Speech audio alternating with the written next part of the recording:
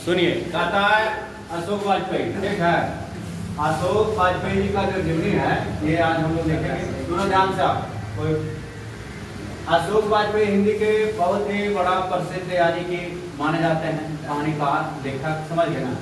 कहते हैं कवि हैं, साहित्यकार के आलोचक हैं और सांस्कृतिक विचारधारा को उन्होंने आगे बढ़ाने का काम किया। किसने? अशोक वाजपेयी। अशोक वाजपेयी जी का जो जन्म होता है वो 16 जनवरी 1941 दुर्ग, छत्तीसगढ़ में जगह है। छत्तीसगढ़ में एक जगह है दुर्ग, और वहीं पर अशोक वाजपेयी जी का क्या होता है जन्म। तो अशोक वाजपेयी जी का जन्म कोई जगह कहाँ था हुआ है?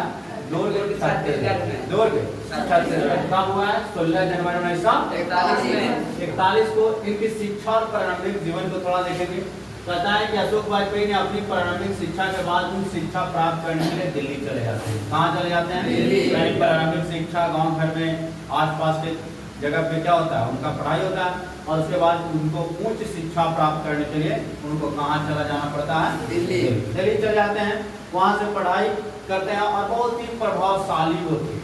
समझ गया ना? ये नहीं कि पढ़ने में उनका मन नहीं लगता था, बल्कि वो बहुत ही प्रतिभाशाली थे, यानी कि क्लास में बहुत ही शांति प्रिय रहते थे।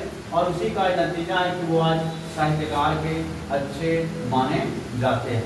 अगर वो क्लास में बैठ करके और हल्ला करके आप लोग की तरह, तो उनका पेपर में नाम नहीं आता तो ये बहुत ही प्रतिभाशाली थे। इनका प्रशासनिक और सांस्कृतिक योगदान, इन्होंने जब पढ़ाई लिखाई की उसके बाद इन्होंने प्रशासनिक व्यवस्था में भी अपना योगदान दिया। सिविल सर्विसेज में, यानी आईएएस जिसको बोला गया है। देखिए, भारतीय प्रशासनिक सेवा यानी आईएएस का भी एग्जाम पास करते हैं और वहाँ पे पास करके अधिकारी बनते हैं। समझ गए कौन? अशोक वाजपेयी। आपसे पूछेगा अशोक वाजपेयी किस परीक्षा को पास करते हैं? तो आईएएस परीक्षा को क्या करते हैं? पास करते हैं। और उन्होंने मध्य प्रदेश शासन में कई महत्वपूर्ण पद पर काम भी किए, यानी कि सिविल सर्विसेज में होने के बाद इनको बहुत अच्छा योगदान रहा। अच्छा योगदान रहने की वजह से इनको मध्य प्रदेश में हर डिपार्टमेंट में थोड़ा थोड़ा काम दिया गया, और डिपार्टमेंट में बहुत ही बेखूबी ढंग से क्या किया इन्होंने काम को किया। अब कहता है उन्होंने भारत भवन भोपाल की स्थापना में महत्वपूर्ण भूमिका निभाया, जो कला और संस्कृति का एक बहुत ही प्रसिद्ध केंद्र माना जाता है। कोई जगह कि भवन, भारत भवन जो है ये कहाँ पे है? भोपाल में। और इसको स्थापना में सबसे ज्यादा अगर योगदान किन्हीं का रहा तो अशोक वाजपेयी जी का। जैसे देखिए, हम लोग बिहार में एक बोध गया है ना, हम लोग के शहर में बोध गया, और बोध गया में एक देखिए सांस्कृतिक कला बना है, बहुत बड़ा म्यूजियम, हॉल भी है वहाँ पे उसके बगल में, और वहाँ पे सांस्कृतिक है भवन। तो वहाँ पे वो किनका योगदान रहा? नीतीश जी का रहा। नीतीश जी पैसे दिए, वहाँ पे सोचे कि यहाँ पे होना चाहिए, बड़े बड़े लोग यहाँ पे आएंगे, वहाँ पे रहेंगे और अपनी कला को प्रदर्शन करेंगे। तो उसी प्रकार से भारत भवन जो था ये भोपाल में था। कहाँ था? भोपाल में। और एक किनके द्वारा बनाया गया था? यानी कि अशोक वाजपेयी के योगदान के द्वारा बनाया गया। समझ गया ना? कहता है इन्होंने बहुत बड़ा भूमिका निभाया, जो कला और संस्कृति के लिए बहुत बड़ा प्रसिद्ध माना गया। साहित्य योगदान भी इन्होंने किए। कहता है अशोक वाजपेयी की कविताएं संवेदनशीलताएं है और सौंदर्य और मानवीय भावनाओं से भरपूर एकदम लिखा गया है। इनकी जो भी कविताएं लिखी गई वो मानव के पूरी तरह से ख्याल रख लिखा गया और सौंदर्य पूर्वक लिखा गया। जिसमें पहला है इनका शहर अभी भी संभावना है। शहर अभी भी संभावना। दूसरा है कहीं नहीं वहीं। कहता है फिर है बहुरी अकेला, और कुछ और भी। ये सब किसके द्वारा लिखा गया है? अशोक वाजपेयी के द्वारा लिखा गया। और एक अभिनव लिखा गया है। क्या लिखा गया है? अभिनव। तक कोई पूछेगा कि अशोक वाजपेयी जी का कृतियां क्या क्या है आपका? तो शहर अभी संभावना है। दूसरा है कहीं नहीं वहीं, बहुरी अकेला, और कुछ और भी, और एक अभिनव लिखा है, जो हम लोग इस चैप्टर में क्या पढ़ेंगे इसके बारे में, अभिनव के बारे में। इसके बाद इनको पुरस्कार भी मिलता है। जब इतने काम किए तो इनको अवार्ड मिलना चाहिए। अवार्ड इनको दिया जाता है। आधुनिक हिंदी कविता के प्रमुख स्तंभ इनको मान दिया जाता है। उसके बाद साहित्य अकादमी पुरस्कार मिलता है। साहित्य अकादमी पुरस्कार में यानी कि 11 लाख रुपया। कितने लाख? तो कोई जगह साहित्य अकादमी पुरस्कार किस क्षेत्र में दिया जाता है? तो साहित्य के क्षेत्र में। किस क्षेत्र में? साहित्य के क्षेत्र में दिया जाता है। और साहित्य के क्षेत्रों में दिया जाता है, उसमें जो उपहार में राशि होता है वो राशि होता है 11 लाख। कितना लाख? 11 लाख। तक कोई जगह साहित्य अकादमी में कितना लाख रुपया दिया जाता है? 11 लाख। कितना लाख? 11 लाख रुपया दिया जाता है। प्लस एक कांस्य का यानी कि कांस्य वस्तु दिया जाता है और एक पेपर दिया जाता है। क्या दिया जाता है? पेपर रोलिंग, जिसमें यानी कि लिखा जाता है कुछ भारत के संप्रभुता ये सब लिखा रहता है और उसको दिया जाता है। जब कोई पूछ देगा कि साहित्य अकादमी जो पुरस्कार है उसमें कितना नगद राशि दिया जाता है? 11। कितना लाख? 11 लाख। और ये किनको मिलता है? अशोक वाजपेयी जी को। किस क्षेत्र में? साहित्य के क्षेत्र में। साहित्य का मतलब हिंदी के अच्छे जानकार होने की वजह से उनको साहित्य अकादमी पुरस्कार दिया गया था। इसके बाद यानी भारत सरकार के द्वारा पद्म श्री मिला। क्या मिला?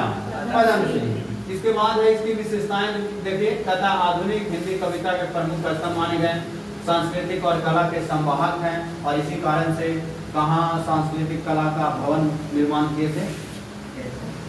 सांस्कृतिक भवन का निर्माण कहाँ किए थे? बोलिए।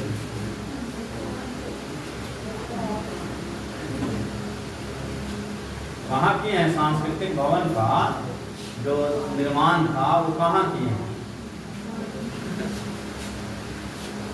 कैमरा में घुमा देंगे और 2-4 डंडा लगा देंगे। ध्यान तो रखना नहीं है। भोपाल में था जी। भारत भवन जिसको बोला है ना। अब इनकी विशेषताएं हैं। कहता आधुनिक हिंदी कविता के प्रमुख स्तंभ माने जाते हैं। सांस्कृतिक और कला का यानी ये संवाहक हैं। सरल, गहरी और भावनात्मक भाषा के जिन्होंने क्या किए हैं? प्रयोग किए। इनका संक्षेप में कहा गया है कि अशोक वाजपेयी एक बहुमुखी प्रतिभा के धनी व्यक्ति माने जाते हैं। कहता जिन्होंने हिंदी साहित्य और भारतीय संस्कृति के समृद्ध बनाने में बहुत बड़ा योगदान देने का काम किए हैं। कौन? अशोक वाजपेयी।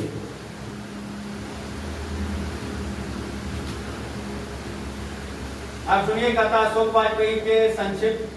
कथा अशोक वाजपेयी हिंदी साहित्य के प्रसिद्ध कवि और आलोचक माने जाते हैं। कथा सांस्कृतिक चिंतक हैं। उनका जन्म 16 जनवरी 1941 कहाँ होता है जी? दुर्ग छत्तीसगढ़ में हुआ। उन्होंने कौन सी परीक्षा पास किए थे? IAS की परीक्षा।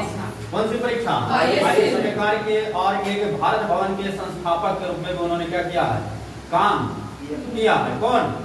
और ये संवेदनशील थे, सौंदर्य बोध थे और मानवीय भावनाओं को अच्छी तरह से यानी इनमें अभिव्यक्ति थे।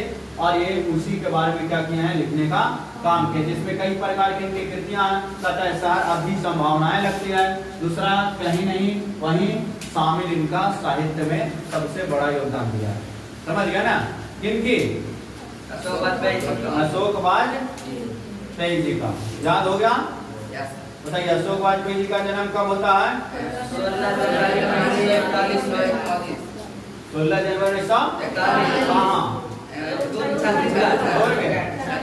छत्तीसगढ़। देखिए इनसे ऑब्जेक्टिव संबंध। अशोक वाजपेयी जी का जन्म कब होता है? 16 जनवरी 1941। अशोक वाजपेयी का जन्म कहाँ होता है? छत्तीसगढ़। अशोक वाजपेयी किस क्षेत्र से जुड़े हुए थे? साहित्य के क्षेत्र, हिंदी है ना। अशोक वाजपेयी सेवा जुड़े थे किससे? IAS से। किससे? IAS से। भारत भवन की स्थापना में किसका योगदान रहा है? अशोक वाजपेयी का, है ना। अभी संभावनाएं हैं, ये किनकी कृतियां हैं? अशोक वाजपेयी का। अशोक वाजपेयी को कौन सा पुरस्कार मिला है? पद्म श्री। और कौन? साहित्य अकादमी। साहित्य अकादमी में कितना रुपया दिया जाता है? 11 लाख। अशोक वाजपेयी मुख्य रूप से किस विद्या के लेखक हैं? तो कविता। किसका? अशोक वाजपेयी की रचनाओं में क्या प्रमुखता मिला है? संवेदनशीलता और सौंदर्यपूर्ण, है ना। इसके बाद अशोक वाजपेयी को पुरस्कार सम्मानित किया है तो साहित्य अकादमी पुरस्कार से सम्मानित किया गया। याद हो गया? ऑब्जेक्टिव। अब देखिए कहता है कि अशोक वाजपेयी साहित्य में प्रमुख रूप से किस विचारधारा का प्रभाव देखा जाता है? तो आधुनिक और सौंदर्यपूर्ण। किसका? इसके बाद है भारत भवन के संदर्भ निम्नलिखित में से कौन सा कथन सही माना गया है? तो यह बहु कला केंद्र है। बहु कला केंद्र है और ये भारत भवन कहलाया था। और किनके योगदान से बना था? अशोक वाजपेयी के योगदान से। अशोक वाजपेयी का योगदान निम्नलिखित में से किस क्षेत्र में माना जाता है? तब वैज्ञानिक शोध में। किस शोध में? वैज्ञानिक। अशोक वाजपेयी के अनुसार साहित्य का मुख्य उद्देश्य क्या था बाबू? तो सामाजिक, मानवीय और संवेदनाओं की अभिव्यक्ति। क्या था? सामाजिक काम, मानव के लिए संवेदनाएं को जागृत करना। कहीं वहीं ये किनकी कृतियां हैं? तो अशोक वाजपेयी का। और एक क्या है? कविता संग्रह। क्या है बाबू? कविता संग्रह। अशोक वाजपेयी साहित्य के अकेलापन किस रूप में प्रकट होती है? तो आत्मचिंतन और अस्तित्व बोध। कौन सा? आत्मिक चिंतन और अस्तित्व बोध। अशोक वाजपेयी को साहित्य अकादमी पुरस्कार किस कारण मिला था? तो साहित्य योगदान। किसमें? साहित्य योगदान। अशोक वाजपेयी की रचनाओं का संदर्भ बोधकार क्या होता है? कला, प्रकृति और जीवन में गहरा अनुभव। कला, प्रकृति और जीवन में गहरा अनुभव।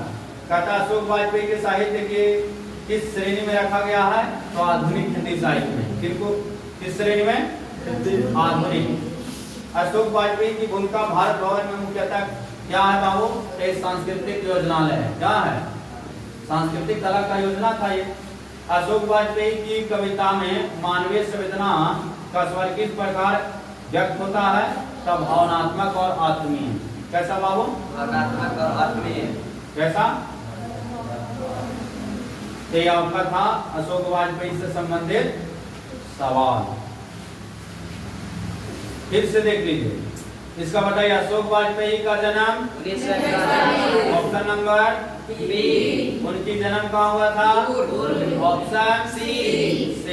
अशोक वाजपेयी किस सेवा से जुड़े थे? Option B. भारत भवन किस शहर में स्थित है? भोपाल। Option B. सर अभी संभावनाएं क्या है?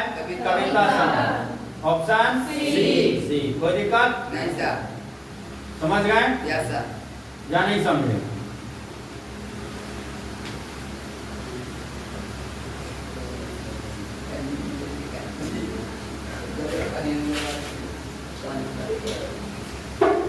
ये सब में तो कोई दिक्कत नहीं है।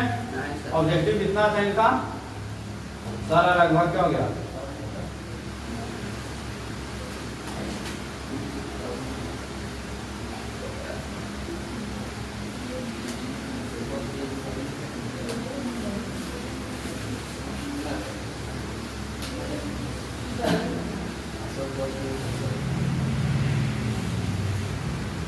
सुनिए, जो लिखे हैं अभिनव, और अभिनव किनके द्वारा लिखा गया था? अशोक वाजपेयी जी के द्वारा लिखा गया था। किनके द्वारा लिखा गया था? अशोक वाजपेयी जी के द्वारा। ठीक है।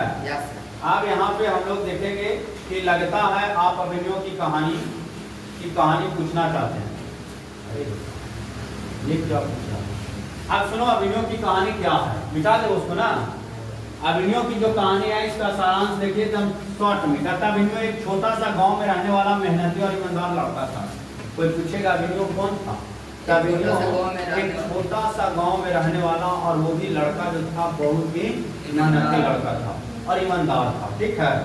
कहता है कि उसके पास ज्यादा साधन नहीं थे, लेकिन मन में बहुत ज्यादा जुनून था। किसको? अशोक वाजपेयी को। अभिनव जो लिखते हैं अशोक वाजपेयी, ना कि अशोक वाजपेयी। अभिनव की यहाँ कहानी है। और अभिनव कैसा लड़का था? ईमानदार। और वो बहुत बड़ा गांव में नहीं रहता था, साधारण गांव में रहता था। उसके पास ज्यादा वस्तु नहीं थी, वस्तु का भाव बेचारा जीता था, लेकिन उसके अंदर कुछ बड़ा करने का जुनून था। जैसे आपके पास बहुत कुछ दे दे और अंदर से एकदम आत्मा ही मर गया, मतलब जिसको बोला गया जिज्ञासा। अगर जिज्ञासा मर जाए तो आपको पूरा कटोरा भर भर के अगर रख दे तो आपको सारा बेकार लगेगा। लेकिन आपके अंदर जुनून है, और अगर कटोरा में एक अंश भी मिलेगा तो आप उसको पूरा भरने का दावा कीजिए। और वही कौन थे? कौन? अभिनव। अभिनव का सपना बहुत बड़ा था। अभिनव का सपना बहुत बड़ा था। गांव के लोग अक्सर कहते थे कि बिना पैसे के कोई आगे नहीं बढ़ सकता, लेकिन अभिनव ने कभी हार नहीं माना। गांव में कहा जाता है कि कोई व्यक्ति बिना पैसा का मतलब व्यवसाय, पैसा में व्यवसाय, कोई बिजनेस के बिना आगे नहीं बढ़ सकता। जैसे नौकरी आप कीजिएगा, मान लिया जाए नौकरी लग गया तो आप कितने रुपए कमाइएगा? 10,000, 20,000, 30,000। इससे आप ज्यादा कमा सकते हैं? नहीं। नौकरी में तो बंधा रुपया है ना, बंधा हुआ है, लेकिन व्यवसाय में बंधा नहीं। आज 10 तो कल 50, परसों 0। जैसे देखिए जो बिजनेस करने वाला था, आज देखिए 1 तल्ला से 2 तल्ला, 2 तल्ला से 3 तल्ला कर लिया। लेकिन जो नौकरी करने वाला है वो सिर्फ क्या किया? अपने बच्चे को पढ़ाया और एक छोटा मोटा घर बनाया, इसके अलावा वो कर पाया कुछ नहीं। तो यहाँ पे इसके अंदर बहुत बड़ा जुनून था, किसके? अभिनव, कुछ बड़ा करने का। उसके पास गांव में भी लोग कहें कि ऐसे कुछ करने से नहीं बढ़ोगे, जब तक कुछ पेशा नहीं चुनोगे तब तक आदमी आगे नहीं बढ़ सकता। लेकिन वो बच्चा हार नहीं माना, लोगों की बातों को सुना। वह रोज सुबह जल्दी उठकर पढ़ाई करता, अपने माता पिता की मदद करता। एक दिन गांव में एक शिक्षक आए जिन्होंने अभिनव की लगन देखी और उसे आगे बढ़ने के लिए किसको? अभिनव को। अभिनव से मुलाकात किसको होता है? एक शिक्षक आते हैं गांव में, जैसे अभिनव को देखते हैं लगता है कि ये बच्चा कुछ करने वाला है, समझ गए ना। और ये बच्चा करने वाला है तो उस बच्चे पर टीचर मेहनत करते हैं और करने के अलावा वो ज्यादा से ज्यादा बच्चा मेहनत किया और आगे बढ़ने का काम किया, जिसमें शिक्षक का भी नाम आ जाही है ना। जैसे देखिए बच्चे पढ़ने वाले को पढ़ाया जाता है। अब आपको पढ़े का मन है, जबरदस्ती पढ़ रहे हैं, तो जबरदस्ती आप कितना दिन पढ़िएगा? 1 महीना, 2 महीना, 10 महीना, 12 महीना, दूसरा का साला फेल हो जाइएगा, भाग जाइएगा। कारण क्या है? जबरदस्ती पढ़ाई का चीज नहीं है। जैसे आपको हम जबरदस्ती आप पढ़ा लेंगे 10 बजे तक, आप पढ़ पाइएगा? जो जुनून आपको 8 बजे 9 बजे तक पढ़ने का, वो 10 बजे तक। जैसा स्कूल जाते हैं, पहला घंटी लगता होगा, पूरा चाव से बैठ के एकदम सुनता होगा, कहानी पूरा हंसता होगा। दूसरा कहानी में हंसी कम गया, तीसरा कहानी में लगता होगा मरने वाले हैं। अब छोड़ दीजिए, अब बस छुट्टी दीजिए। जाते शनि एक बार दर्शन बाहर मार के आते हैं और बाहर दर्शन मारेगा, भूख लगेगा, फिर एनर्जी बन गया, खाना खाओगे, फिर एनर्जी बन गया, फिर वही एनर्जी से बैठ के फिर हा करो। जब 4 बजेगा अब पढ़ाई पर ध्यान है, सब घड़ी पर ध्यान होगा। कब घड़ी 4 बजा हुआ और बस बसका मोड़ मार के 3:30 बजे से बैठा है, अरे 4:30 हो तो तब लगन जुनून अगर नहीं रहेगा तो कोई आगे बढ़े। कहता मदद भी करता है। एक गांव में एक शिक्षक आया और उन्होंने अभिनव की लगन देखी और लगन देख करके शिक्षक उनकी मदद किया और अभिनव आगे बढ़ गया। कहता है कई कठिनाई के बावजूद उसने मेहनत जारी रखी। कहता अंत में वह एक सफल अधिकारी बन जाता है। सोचो, एक IAS बन जाता है बच्चा। कहता है वह अपने गांव लौटा तो उसने वहां स्कूल बनवाया ताकि अन्य बच्चे भी क्या कर सके, पढ़ सके। यानी गरीबी का सबसे बड़ा हटाने का एक ही अगर कोई तरीका है तो वह है पढ़ाई। आप गरीबी को एक ही माध्यम से हटा सकते हैं और वो है माध्यम आपका पढ़ाई। आप कमा के नहीं गरीबी हटा सकते, कमा के हटा दोगे। अगर कमा करके हटाना होता तो आपके और आपके पूरा पूर्वज गुजर गए, आज भी गरीब रह गए। कारण क्या था? वो शिक्षा से न जुड़े, और शिक्षा से न जुड़े इसका असर देखिए आज भी वो गरीबों में गिनती आ रहे हैं। जिस दिन शिक्षा को वो पकड़ लेते उस दिन MLA MP बने होते, कहीं शिक्षक बने होते, कहीं के अधिकारी बने होते, तो वो गरीब होते। और जो शिक्षा से दूर रहा वो व्यक्ति गरीबी में ही झेला। जैसे सबसे पहले उन्होंने आया तो गांव में रोड लगा देना चाहिए था, पोल पर बल्ब लगा देना चाहिए था, लेकिन नहीं, उन्होंने बच्चों को जो आवश्यकता था ना पढ़ाई का, उस चीज को करने का काम किया और आए और स्कूल खोलने का काम किए ताकि पूरे गांव के बच्चे क्या करें, पढ़े और पढ़ करके बहुत बड़े अधिकारी हमसे भी ऊंचा बने। एक थे कौन? अभी नहीं। कहता है कई कठिनाई के बाद उन्होंने मेहनत किया और सफल होया और सफल अधिकारी में पाया और अपने गांव लौटा तो वहां स्कूल खोलने का काम किया। सीख मिला। सीख आपको क्या मिला? मेहनत, लगन और आत्मविश्वास से कोई अपना सपना को पूरा कर सकता है। किससे? मेहनत, आपके अंदर विश्वास और आत्म ज्ञान हो, आत्मचिंतन हो, तब आप बहुत बड़ा बन सकते हैं। अब आप पढ़ रहे हैं और आप तो पर विश्वास नहीं कि हम पढ़े तो चीज़ तो बताइए आप सफल हो पाइएगा? सबसे पहले पढ़ने या कुछ करने से पहले ही आपके अंदर साहस होना चाहिए। जो होगा देखा जाएगा, और इस चीज को लेके चलोगे ना तो तुम सफल पाओगे। और आप पहले ही रात में निकलने से पहले गेट पर अरे भूत धर लेगा, चोर छीन लेगा, तो आप मेडिकल पहुंच पाइएगा? और मेडिकल नहीं पहुंच पाइएगा तो आप अपना मुकाम तक स्टेशन जा पाइएगा? आप नहीं जा पाइएगा तो कहीं से कुछ ला पाइएगा? बताइए।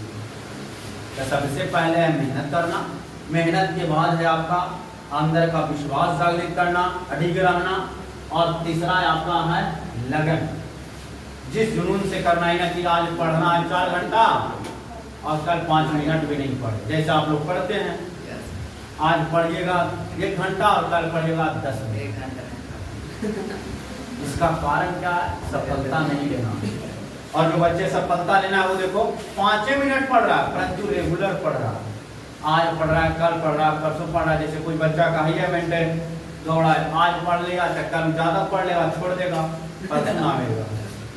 परसों पढ़ लेगा तो उसको लगेगा कि आओ आज ज्यादा पढ़ा दिए सर, अब 2 दिन और रेस्ट कर, 2 दिन और रेस्ट करेगा तो कर अंदर लगन पूरी तरह से मर गया। और कर आत्मविश्वास तो पूरा क्या हो गया? खत्म हो गया। समझ गए ना? और मेहनत के तो बोझा बांध दिया। मेहनत के क्या बांध दिया? बोझा, जिसके कारण उसको मेहनत बोझा लग गया, जिसके कारण वो आज आवेगा और कल क्या हो जाएगा? थक जाएगा, कल उसको रेस्ट चाहिए। और यही चीज अगर आप अपने गार्जियन पर सोच लीजिए, अगर आज मेरा गार्जियन मेहनत नहीं करेगा, कल नहीं करेगा, तब परसों आपके घर का चूल्हा नहीं जलेगा। जैसे आप लापरवाही कर रहे हैं वैसे अगर गार्जियन लापरवाही कर दे तो चूल्हा जलेगा? बताइए। तो मेहनत, लगन और आत्मविश्वास सबसे बड़ा माना गया हथियार। समझिए, और इसी के बलपूर्वक हर कोई आदमी क्या हुआ है? आगे बढ़ने का काम किया है। अन्यथा सबसे पहले क्या है बाबू? शिक्षा। सर्वोपरि क्या है? शिक्षा। शिक्षा वह दूध है जो जितना पिएगा उतना वो दहाड़ेगा, और शिक्षा का दूध जो जितना कम पिएगा उतना ही वो बुर्बक बना रहेगा। गइयो हाँ बकरियों हाँ करेगा। समझ गए या नहीं समझे? अभिनयों के द्वारा, अभिनव कौन था? एक लड़का था। कैसा गांव का लड़का था? एक छोटा सा गांव का बहुत गरीब लड़का था। उसके पास सपना तो था परंतु सपना को साकार करने के उसके पास कोई वैसा साधन नहीं था। उसके गांव वालों ने भी उसके प्रति टिप्पणियां किया कि कुछ करने के लिए पैसा होना चाहिए, लेकिन वो बच्चा हार नहीं माना, और हार नहीं माना जिसकी वजह से वो लगन, मेहनत और आत्मविश्वास की वजह से वो अधिकारी बन जाता है कोई शिक्षक के मार्ग में, और शिक्षक के मार्ग बन जाता है और आता है गांव में और सर्वप्रथम वो स्कूल खोलने का काम करता है। तो वो था कौन? अभिनव। अभिनव से आप क्या सीखे? मेहनत और आत्मविश्वास और आपको लगन। क्या बाबू? मेहनत, आत्मविश्वास और लगन, तभी आप जब आगे बढ़ पाइएगा। रहता है आप बढ़ पाइएगा। तो आपसे प्रश्न है, अभिनव का जन्म कब हुआ? अभिनव का जन्म कब हुआ? यही लड़का है, अगर नहीं बताया तो पिटाएगा। अभिनव का बताइए जन्म कब हुआ? बात बताइए सर। अभिनव का जन्म दूसरा लड़का 26 जनवरी आजाद है। अभिनव का जन्म 16 जनवरी 1900 कहाँ होता है? दुर्ग। छत्तीसगढ़। खड़ा बैठो तुम बताओ अभिनव से क्या सीख मिला?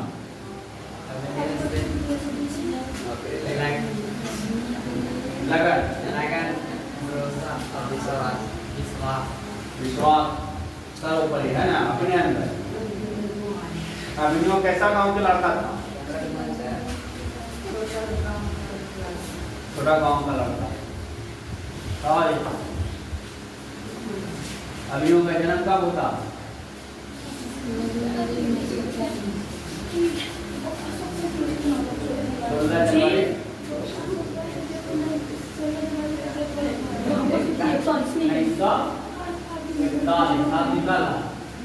एक मिस्टेक पर 1 घंटा।